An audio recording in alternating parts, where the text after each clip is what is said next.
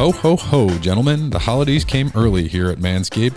The leading men's hygiene brand, Manscaped, just launched new products, including their all-new ultra-premium body wash and 2-in-1 shampoo and conditioner. Untrimmed pubes are a thing of the past, and it's possible you have Santa's beard in your pants. Wow. I do. Pants. Not anymore. It's time to leave your significant other some cookies and milk at the bottom of your chimney. I'm talking about the Manscaped Performance Package 4.0. There's nothing like giving yourself or someone who needs it the gift of beautiful skin, hair, and balls this holiday season. Go to manscaped.com and use code JABS for 20% off plus free shipping.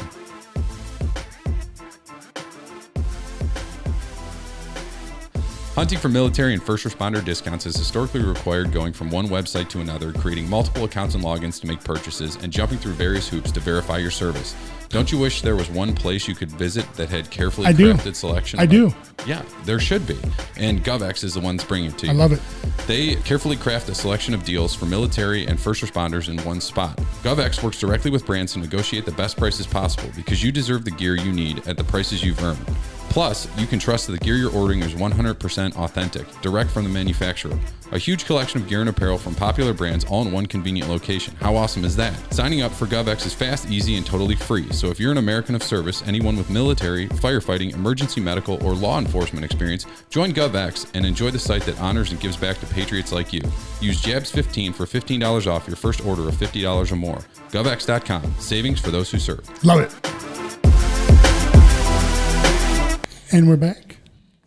And wow, John. That was the intro? That was the intro. That was terrible. Welcome back to the Jabs podcast. Like, welcome back. And you were just like, what? Weird. I thought you were going to have a whole big. What, do I look like a woman to you? Do you freeze up? No. Well, that might be why. Anyway, we have a special guest today, Mr. Justin Turner, Red Turn 2. Red. I don't know what other nicknames you have, but those are pretty sweet. How you doing, sir? I'm good, man. I'm pumped to be here. I'm pumped to be on this with you guys, and I'm looking forward to chopping it up. We get nothing but the best. We get all stars, guys that win World Series. We got movie stars. I mean, we got Jake Paul. I mean, he's just an entrepreneur. I mean, we don't stop. Yeah, I think the goal here is just try and get good dudes on here all the time. Yeah, so. You keep doing your work, right? Yeah. Well, yeah. I'm not the one getting booking for this, but I'll give you credit. You're the one doing a good job on that one. So, little birdie here told me that you're big into NFTs. I've dabbled. Yeah. I'm getting into it. I obviously, ever since I joined Vayner Sports and Gary and AJ running that show, that's a big passion of theirs, and I get little text messages from them all the time, like, "Hey, have you looked into this? Have you looked into that?" And so, yeah, I think everyone's kind of catching on to it and starting to get into it, and I just kind of feel lucky that I'm a part of this group, this agency, and they kind of gave me a little kick in the butt and got me in early. Yeah. Jamie, you'd be so mad. You keep popping. Just keep talking, man. Yeah, but yeah, man, and it's crazy too. Like I remember them. Like I talked to AJ as well a lot, and my wife is like, she's in it. She's like, boom. And I was like talking to her. I'm like, all right, we need to buy this. And then Ethereum went down a few days. Like last week it was down. So I was like, cha-ching, cha-ching. I'm like, so we're gonna bank on that one for a little bit. Hold off. And it's fun. And then also the other day I looked just to see what we have in our like little Coinbase wallet, and there's like an extra like 10 different tokens of like crypto she bought. I'm like, I mean, it wasn't much. She put like $100 just for shits and giggles, I guess. But I was like, I like her style now. See, she's starting to get on my team now. Like, just buy random shit and hope for the best. Yeah. Hey, Justin, correct me if I'm wrong here, because I'm a dummy when it comes to the NFT stuff. So I'm not too hip to it. But so if you have your digital, NFT, right? And then anytime anybody like buys that, you get like a nice kickback, right? If it's one of your NFTs, correct?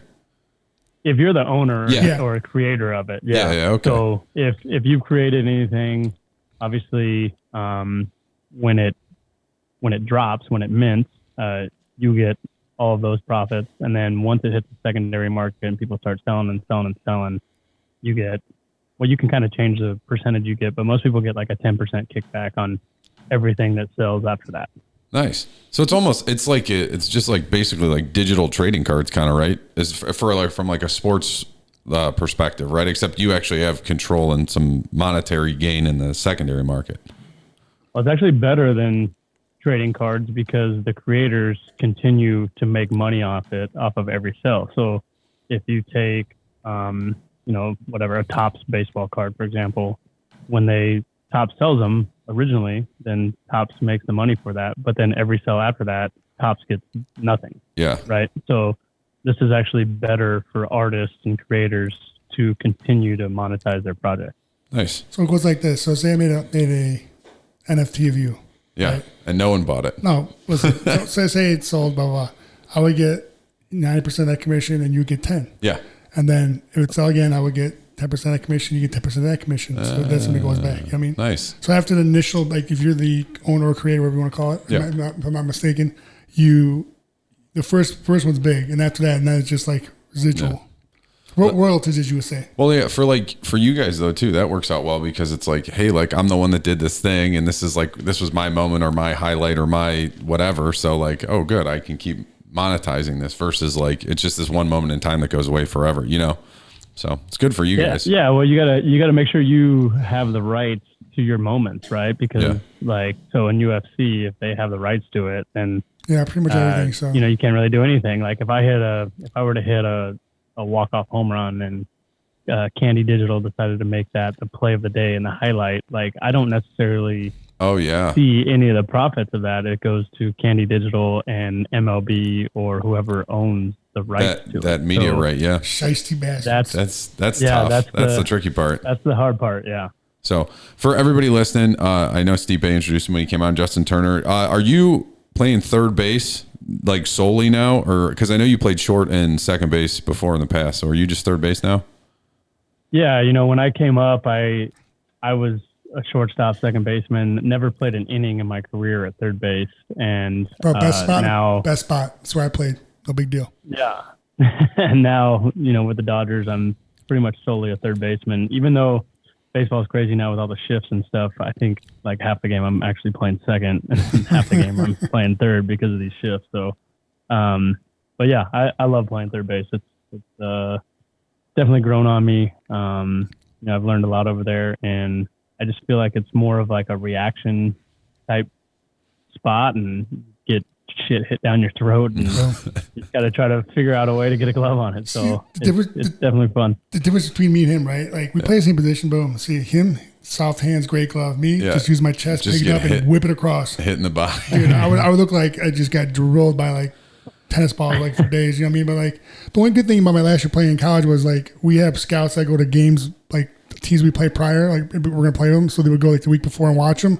They'd be like, all right, here comes cleanup. He's usually a pull hitter, or watch this guy likes to bunt a lot. So they would tell me where to shift. I mean, it would actually help me a lot of the times. I mean, because a lot of the times I would just miss it, like, Olay bullshit, and oh, sorry, I can't get it, my bad, Well, now, Justin, when you were coming up, were the shifts as big a part? I mean, it's like a different sport now. Like it's kind of crazy how much, and I'm sure there's a lot of scouting goes into it, but I mean, it's the last 5 years, especially, it seems it's really kind of gone in a different direction. Yeah, when I first came up, there was maybe one guy on a team where you would see 3 guys on one side of the infield. And like even then it wasn't even that. It was like, okay, if I'm playing second base and there's a righty up, they're going to be like, hey, get as far up the middle as you can. But they never told me to go on the other side to have like 3 guys. You know what I mean? Yeah. So now it almost feels like every left-handed hitter, I'm just running out to right field to go ship them. And then, it's crazy. I think there's obviously a lot of, statistics and data to support some of it, but some of the guys, for me, it just doesn't make a whole lot of sense. Yeah. So we had Jan Gomes on a while back. He's good friends with Stipe, and we were talking about kind of that pregame, the pregame ritual that he has, and after he's been in the league for so long, it's kind of he has it really dialed in. But like as far as the shifts go, is that something you guys talk about before every game, or is that something that like in the game they're telling you, okay, go make this move over there? First off, do you not remember a conversation we had, Jan? I was in the meeting and it was awkward as shit. As they were talking about, I remember that. Yeah, it's not always about you. Well, no, but it was awkward for me, and like I felt like so out of place. When you were in the pregame meeting, I feel like that fat kid in sweatpants getting picked last and dodgeball. I didn't want to be there, and John's like, no, stay. I'm like, dude, please, I think he did it on purpose to make me feel uncomfortable because he knew I was uncomfortable. Yeah, it sucked, but it was crazy. It was awesome to watch, and like how technical you guys are. I mean, what I saw, I don't know how technical it is. For me, I was like, my God, this is amazing. You know, for you, you're like, ugh, oh yeah, Clemens, okay, yeah, those fastballs. Like, so you sat in on a scouting report meeting. Yeah. They had everyone in there, and they're showing like the screen up, and they were showing like where this guy likes to throw the ball, where his off speed pitches like to go a lot more, what he does in like a 2-0 pitches, and I'm like flabbergasted. I'm like, man, if I had this in college, I would have fucking somebody would have picked me up, maybe, you know. But like I was just swinging for the fence every time. But it was so amazing to watch because like how much like I give the coaches credit, the guys that do this, like how intent, like it's crazy how great it was. I mean, you're doing it a lot longer than I have. Like you're professional, and like, but like it's I don't know. It's like with me fights. I'm like, I got to fight, cool. You know, it's like a baseball game. Like, I got 162 of these, you know. Well, think about this, dude. Think about, okay, you're sitting in this meeting for the first time and you're getting all this information thrown at you, and you're like, holy shit, like they really like listen to all this stuff and take all this stuff in. And then imagine a minor league kid getting called up for the first time, which they don't do. They don't do these meetings. You know, most organizations don't do them in the minor leagues. So they're getting their first taste of the major leagues, and then they have to sit in this meeting, and they're probably sitting there like, oh my God, this guy's speaking this foreign language that I've never heard before, and now I have to go play my first major league game. Like that's something that is talked about a lot with our organization, with the Dodgers, and trying to make sure our minor league guys, our young guys, are getting some sort of information. So when they come up, they don't just get paralyzed by information. Yeah, I think Jan said they have an app. You guys have an app too you guys can use to look up guys and stuff. That's crazy. Oh, yeah. Like, yeah.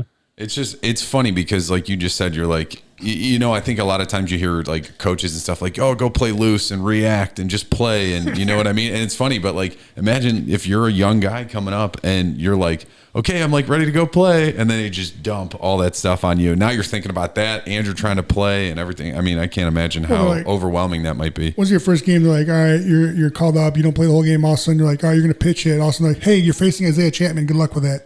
You're like, awesome. Guys pumping 99 to 100 a piece. You know, like, sorry about that. Did your phone just my go phones went off. God dang it. This is a running joke whenever we have guests. Somebody is the person that didn't put the do not disturb on. Last 2 times too. God dang it. Anyway, but yeah, I was like, I mean, that's gonna be terrifying. Like, think about that, man. Like, think about it. Like your first, like a bat, like you face someone like that. Like, who's like that one pitcher that you just say, God, you don't have to say it because I don't want you to like give up anything because I don't feel like you have they feel like they have upper hand. But like, is there anyone you're like, God dang it, like really, I gotta face him again? Like, is that one guy like he's got your number, not your number, but it's kind of like. I feel like everyone throws like 100 now, so it's almost every at bat. You're just like, God, what happened to the like little lefty throwing like 86? Right? We don't pay. We don't. That's back in the 90s, anymore, bro. Yeah, right. So I actually have a question about what you said. Everybody throwing 90. So like, one, I think we asked Jan this too.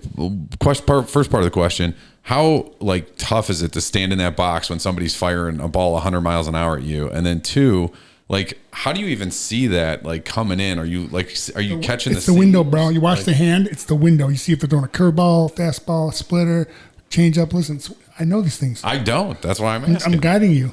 Guiding you. So you look smarter talking to him. Oh, okay. That's actually pretty. That's some pretty advanced stuff. Boom. That is. We do have guys. That try to see the window and understand the release point, and then you can you can't like consciously look for it. It's kind of like a subconscious thing, but you can see like hand positioning on the ball at release point, and then to try to help you pick up what pitch is coming. So you see the hand behind the ball, or the hand on the side of the ball, or like a breaking ball, or you can see like the fingers up on a changeup. So we do have guys that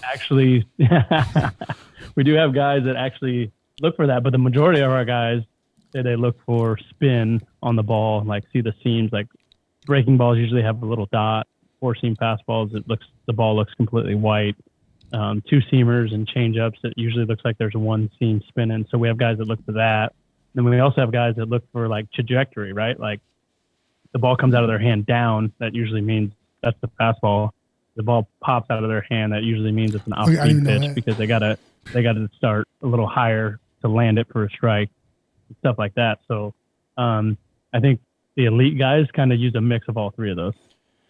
Being able to see that on a 100-mile-per-hour pitch is crazy. I know, you just it's nuts. You just explained all that stuff, and we're like, "Oh, that's so fucking cool." And then I'm like, "Oh yeah, wait, you have a half a second to figure that out." So how NFL playoffs? I'm totally done with this conversation. They've always, I've always heard, man, hitting a round ball with a round bat squarely is the hardest thing in sports, and like especially at that. I miss college. In the middle of that, you miss, you still crush it. Yeah, right. It's a little different. Well, you know what's great? Remember back in the day when I was in college, like Edgar Martinez was like, you would use that tennis balls with either like a red dot, black dot, or number.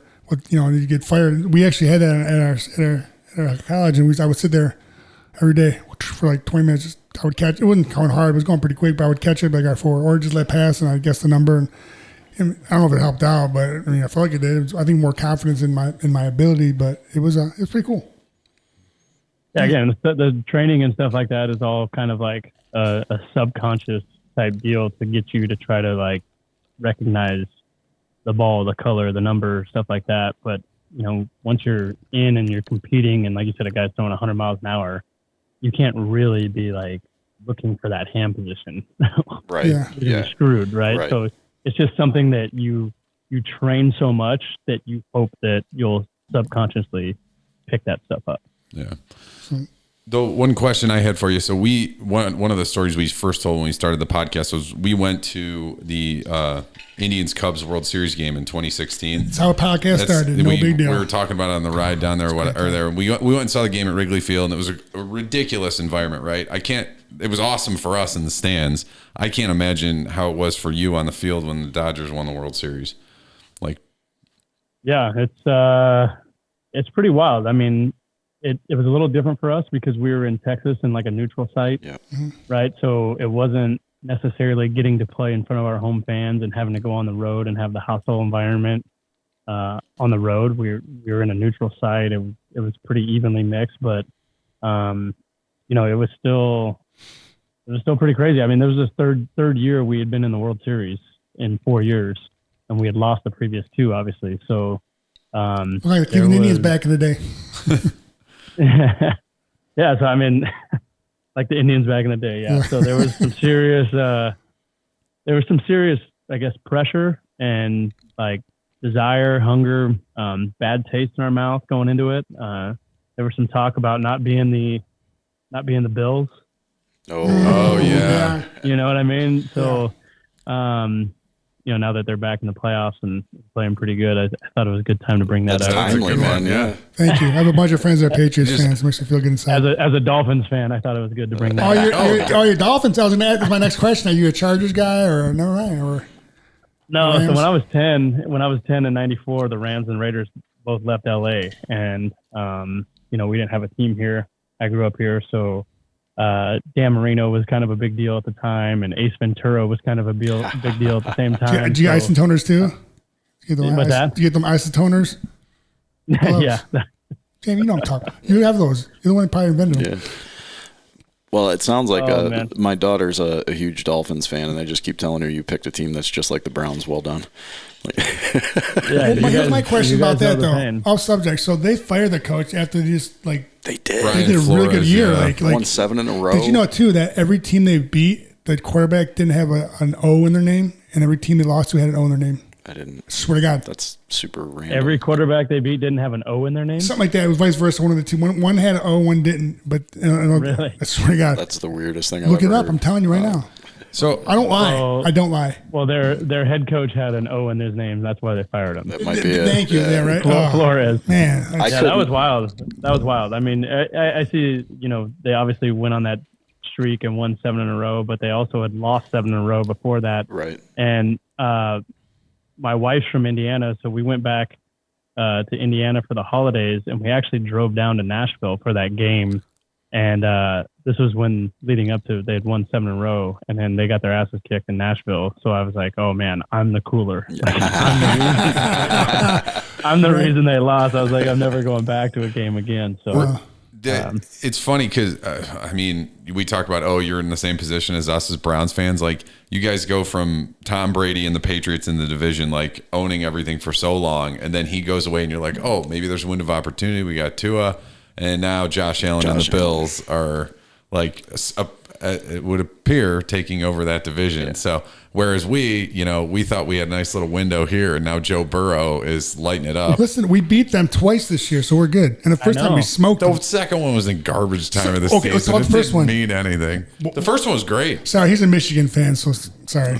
Yeah, Michigan fan in Ohio. I get shit on all the time. But dude, why you gotta be like that, man? That's like no, but I'm saying you're such a Debbie Downer. Jeez. Hey, similar situation. That's all I'm saying.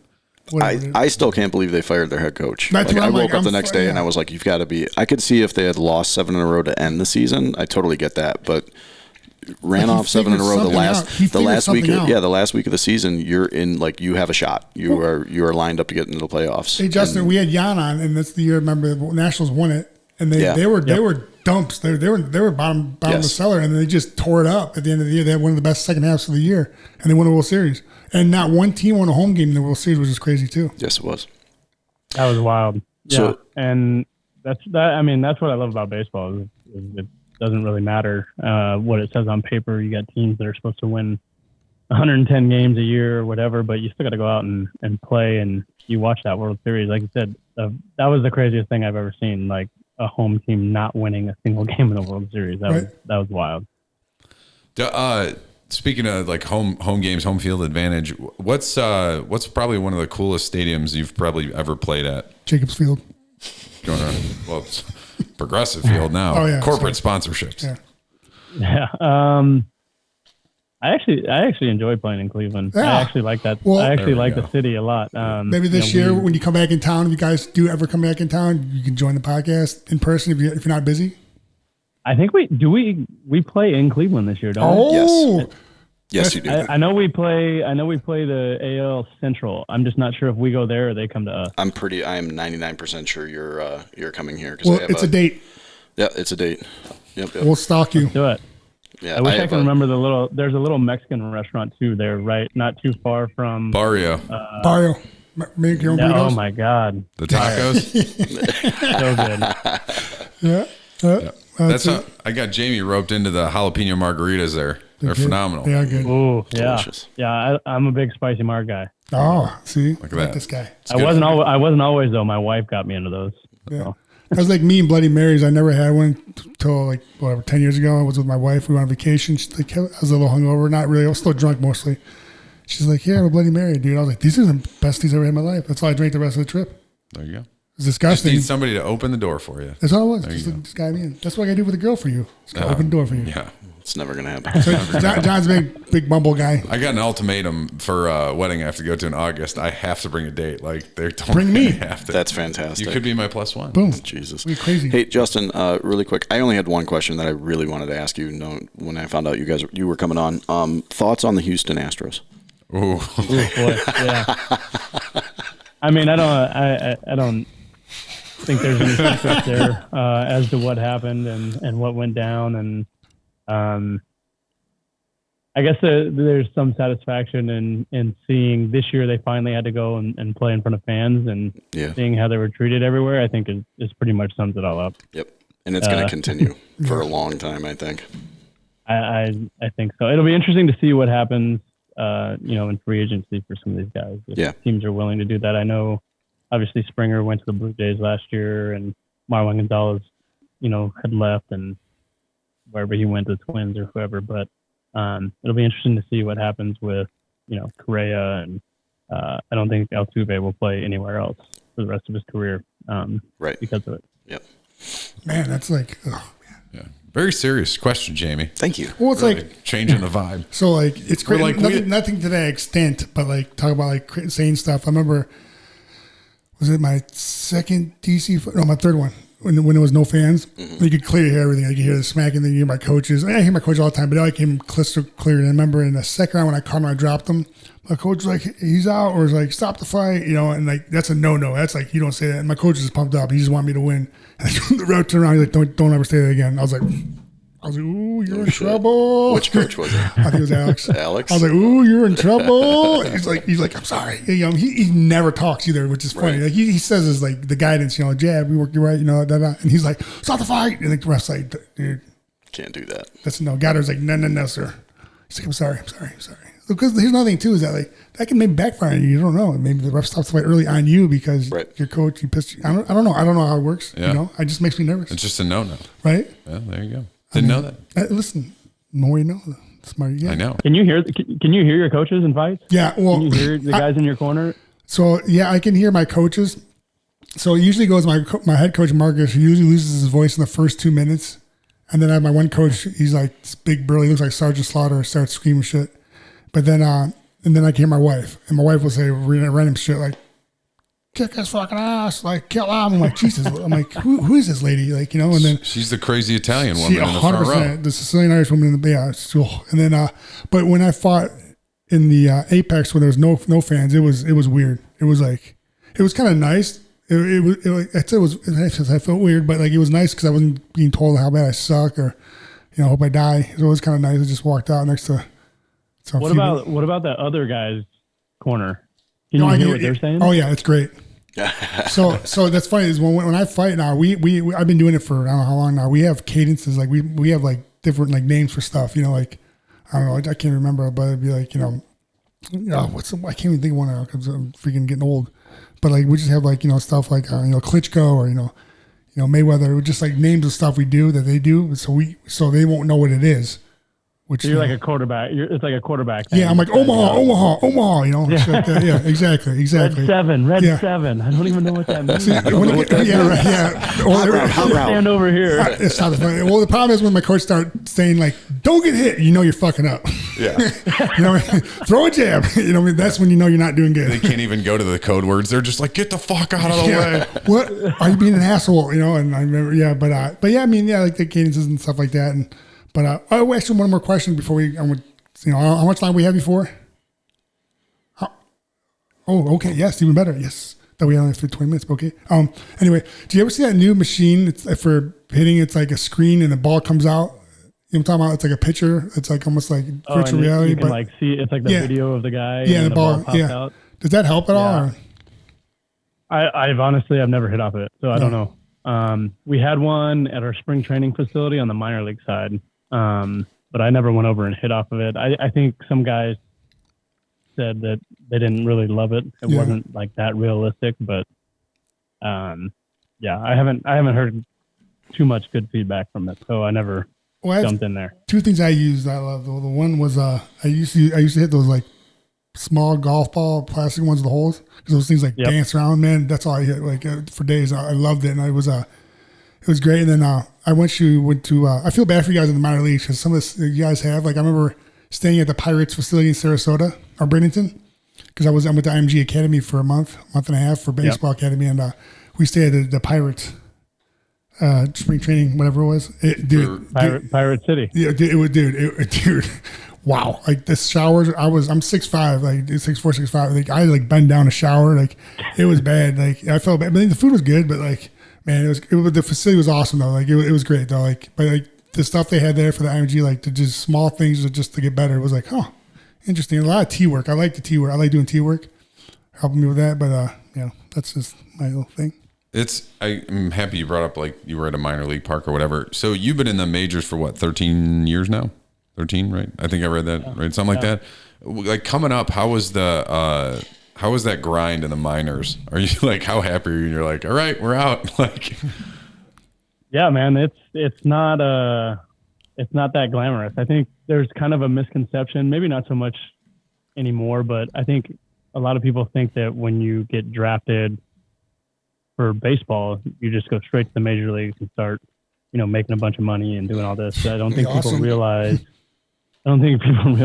the crap that you go through in the facilities, starting from the Arizona League or the Gulf Coast League where you're up at like 6 a.m. because it's so hot. You have to be at the field and you're basically just doing spring training over and over and over again. And then, you go to an affiliate, a short season or a low A, and you're playing in these smaller towns where, they maybe have one batting cage and it's like out behind the right field fence and like this dirt gravel lot that you're like getting your work in before games. And I played in some places that didn't have locker rooms.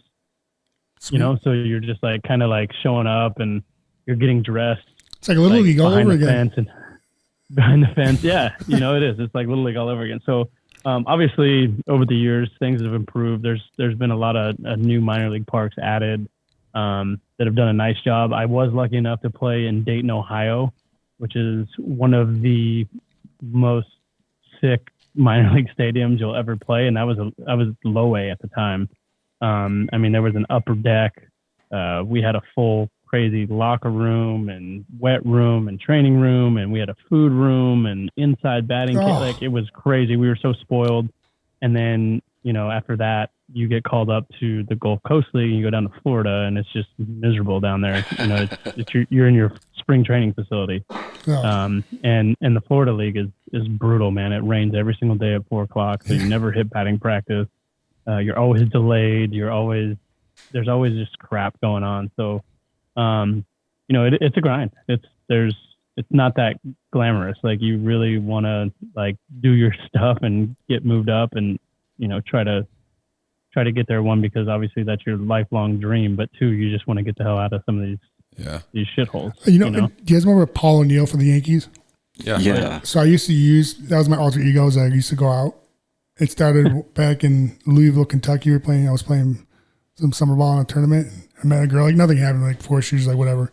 But I was like, what's your name? Paul O'Neill. So I was ever since then I would meet girls. I'm yeah, I was just Paul O'Neill. That was my name. Never worked, but. You don't look anything like him either, so that's impressive that's what they you tried. Know that. Well, the reason I did that because it was the Mudcats. I think it was Louisville Mudcats. I think it was. Yeah. And we were down there. And I was like, yeah, I just signed with the Louisville Mudcats. My name's Paul O'Neill.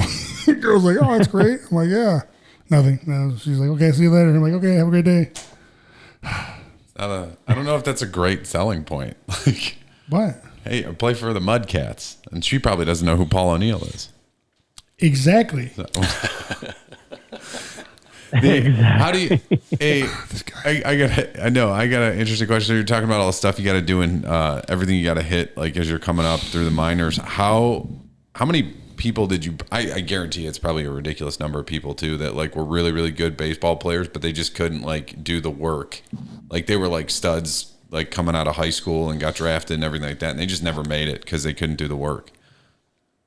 Yeah, I wouldn't necessarily say it was they didn't do the work, but I feel like there's so many good players all along the way and every level. And sometimes you just got to get lucky and you got to catch breaks. And, I came up in the Reds organization where I had at least 6, 7, 8 infielders in front of me in Paul Yanis, Zach Kozart, Todd Frazier, all these guys who were ahead of me. And my lucky break was I got traded to the Orioles, who at the time were not a very good organization. They had no depth. And that led me to getting called up the next year as a September call-up because I went from being 6th or 7th on the depth chart in infielders in our minor league system to 1st or 2nd on the depth chart.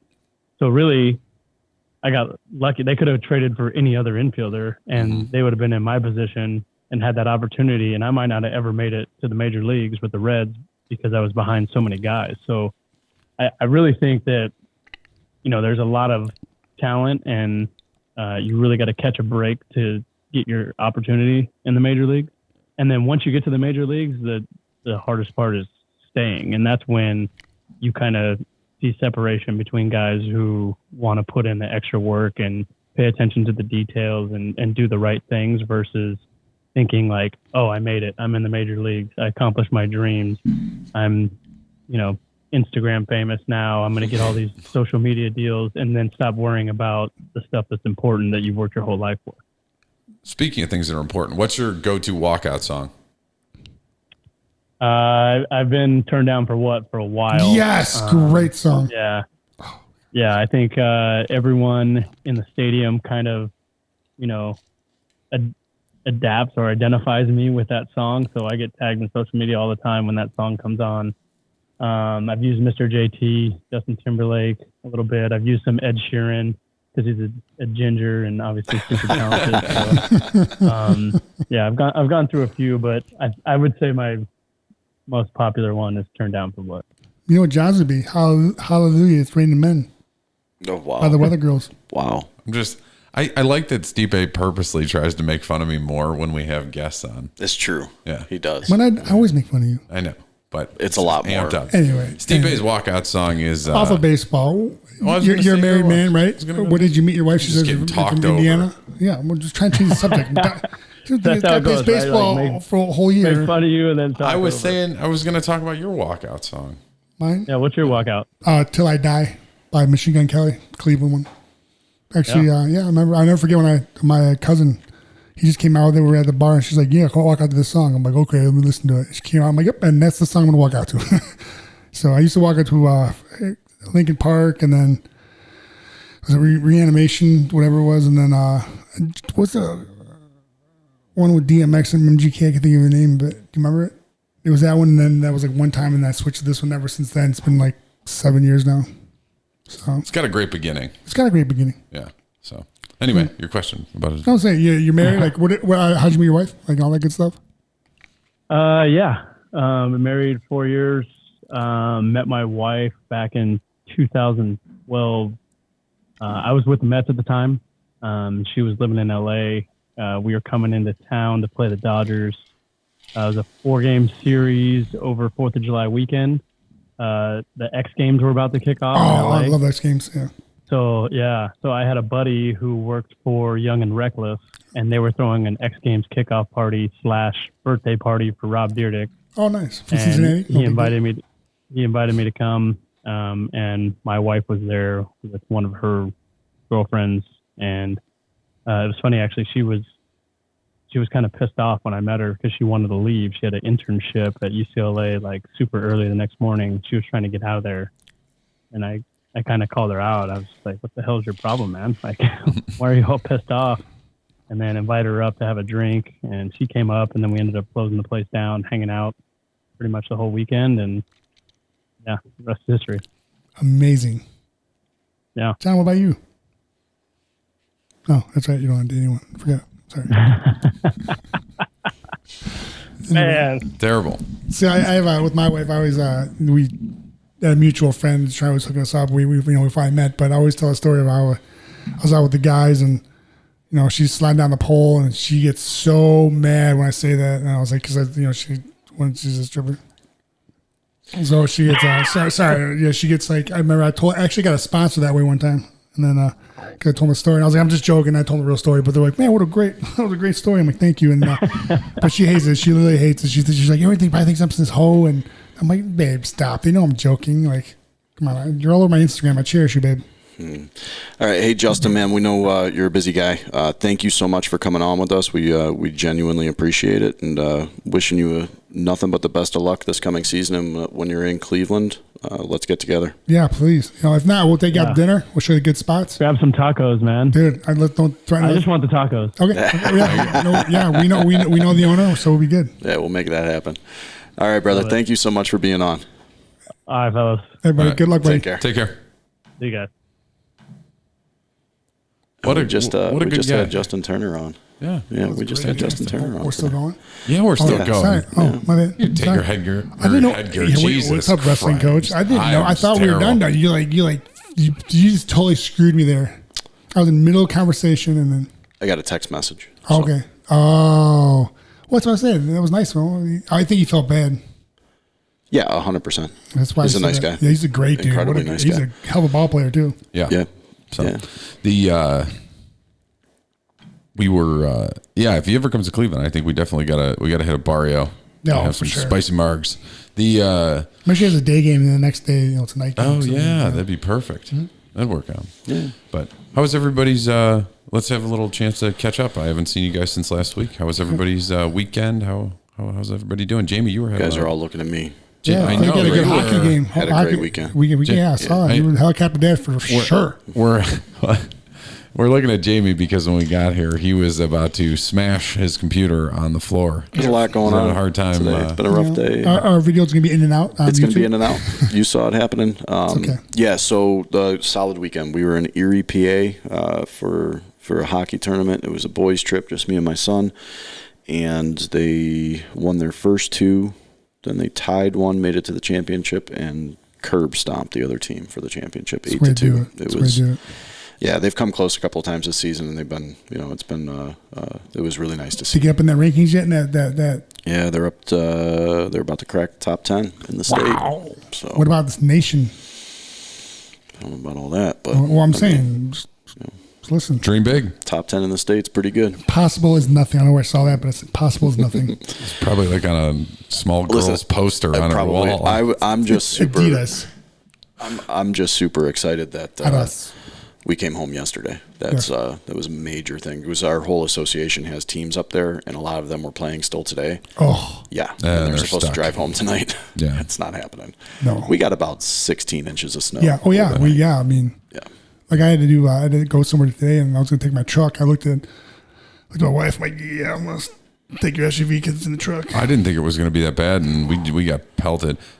I was down in Columbus for a tournament. We had 5 placers, I think, but it was a mad dash to get home before the snow started. We were Like, you ain't wrestling. We're going to go home. You're going to take 5th. Yeah, we were like, no, we were like, grab your plaque in the vans. No We're heading pictures. back. Yeah, no pictures. Yeah, no pictures. No, it literally was a race to get back home. But yeah, so everybody's kind of snowed in up here. They're starting to clean everything up. But so one of the things I wrote down that I want to talk to you guys about, because I just watched it. They just released it last week. And you should be Stipe, you should be all over. You'll like it too, Jamie. But Stipe, this is right up your alley. The new Peacemaker series on HBO. So did you see the newer Suicide Squad, the most recent one that came out with John Cena as the Peacemaker? No. Oh, yeah, I haven't seen the new one. I've seen bits and parts. Okay. So it's phenomenal. It's like very... John Cena, you can see him? Yeah, you can see him. Actually, you're looking at a blank screen the entire time. It's very Deadpool-esque, like that style of comedy. Yeah. It's fantastic. So is John Cena, does he have his own power and stuff like that? Does he have like... He has no powers. Wow. He just he's like he murders people. Love it. It's a fantastic show. I would recommend it. I'm excited. I watched they released the first 3 episodes, I think, last. Somehow rip my wife off the TV at night when she's watching her medieval time. There's like 1,000 of them more back in the day, sitcom show, whatever, shows, whatever. Oh my God, it's like one after the other. You gotta take control of the remote. I can't. It's impossible. No. I try. I really do try. It's just, she's like, no, it's the White Lotus. No, it's the rain. No, it's, I have no idea what they are now. There's so many of them now. Oh, well. The other thing I was going to say was, so this weekend there was a ton of... Wait, real quick. Jamie, did your phone go off, by the way? No, it did not. Mine did not. Oh, it must have been just. I wish to call him out. Dang it. No, what I was going to say was this past weekend. So obviously the NFL playoffs started. Now that they're kind of the picture's starting to get a little bit clearer. Who's going to be in the Super Bowl? Who's going to win? I don't know, man. So the Bengals look good. Or do we just go games this weekend? Let's go games this weekend. Okay. Because it's too much. Because like the Bills look unstoppable. They're legit a perfect game in a football game, which has never happened before. Yeah, they look really, really good. I mean, but then this week they can just shit the bed. You don't know. That matchup is like ridiculous for the second week of the playoffs. Chiefs versus Bills is going to be very, very good. Yep. So it's tough, and then Dallas lost. Yeah. Oh. Their coach is getting roasted. Yeah. McCarthy's what was he? I didn't see the game. Like he did bad play call or something. There was 14 seconds left in the game, and they ran a quarterback draw up the middle, and no timeouts left, and Dak slid. What yard line? They were maybe the 50. Yeah, midfield. So then Dak slid at about the 27, and then didn't have the presence of mind to hand the ball off to the ref. And so because the ref has to place the ball, so they just threw it down. They all lined up, and the ref came barreling in because he has to grab the ball and place it.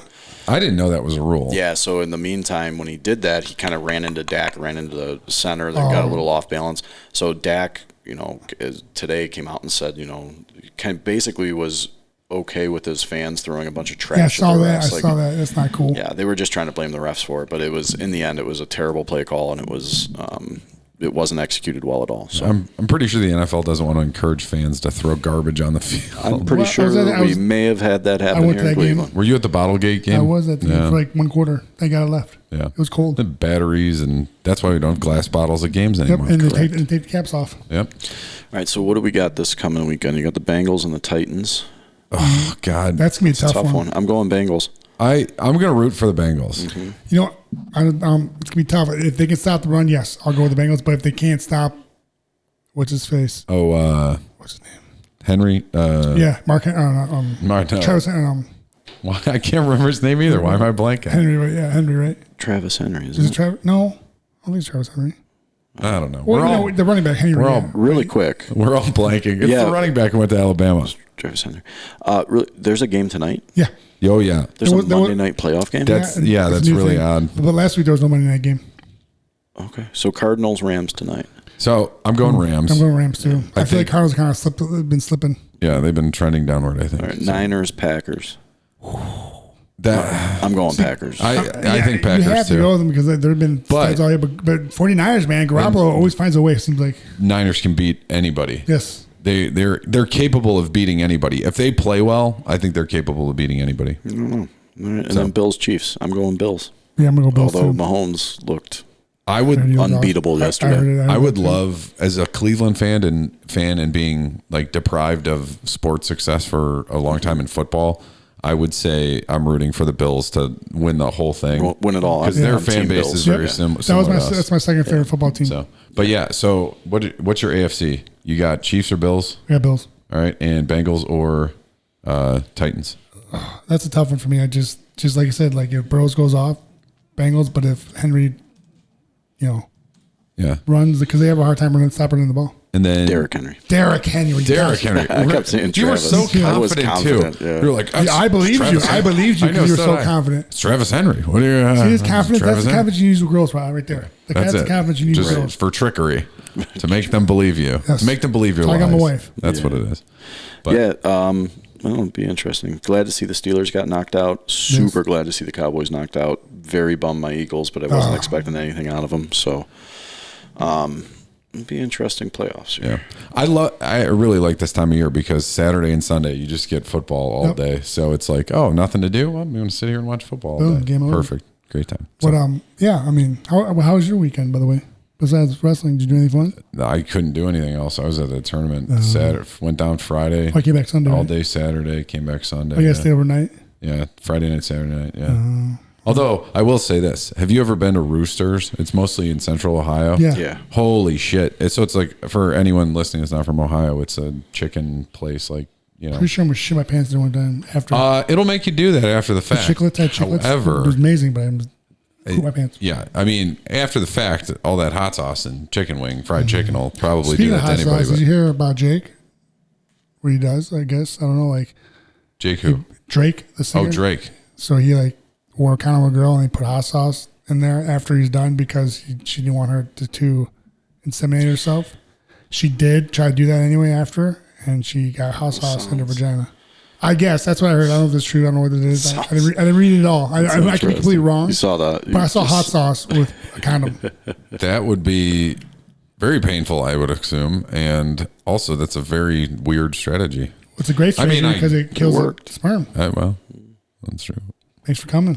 Jesus Christ. I think we got to stop on that. Let's wrap it. Yeah, let's wrap it. All right. Thanks for listening, everybody. Please feel free to my God, I can't talk. Please feel free to reach out to us at theperiodjabsperiodpodcast@gmail.com. We'd love to hear from you. If you have any condom hot sauce stories, send them our way. You can also find us on Instagram and Twitter at Jabs Podcast. You can find Stipe on all social media platforms at Stipe Miocic. You can find Jamie at Mekalek, Mekalek. You can find me at JP Chewbacca. It's like Chewbacca without the CA. And make sure you look us up on YouTube, like, subscribe, and hit the bell for post notifications. And we hate Rick Russo as always, and we will see you guys another time. Bye-bye. Bye.